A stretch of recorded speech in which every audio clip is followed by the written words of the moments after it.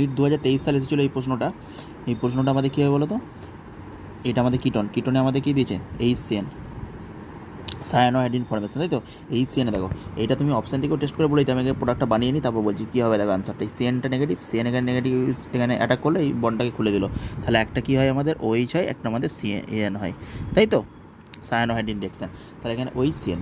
এবারে দেখো এখানে আমাদের এটা হলো CN এরা দিয়ে এখানে দিয়েই দিয়েছিল, এবারে কনসেন্ট্রেশন H2 ওপর দিয়েছে।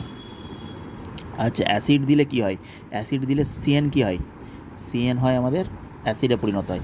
অ্যাসিড যখন দেবো আমাদের CN কিসে পরিণত হয়, COOH। আর আমাদের OH কিসে পরিণত হবে, OH2 পজিটিভ। কারণ কি এখানে কী আছে, অ্যাসিডে কী থাকে, H প্লাসটা আছে, H প্লাসটা কী করে, OHটা H প্লাসটাকে নিয়ে OH2 পজিটিভে পরিণত হয়, দিয়ে এখানে কী হয় OH2 পজিটিভ হয়ে এই হাইড্রোজেন এখানে পড়ে OH2টা বাইরে বার করে দেয়।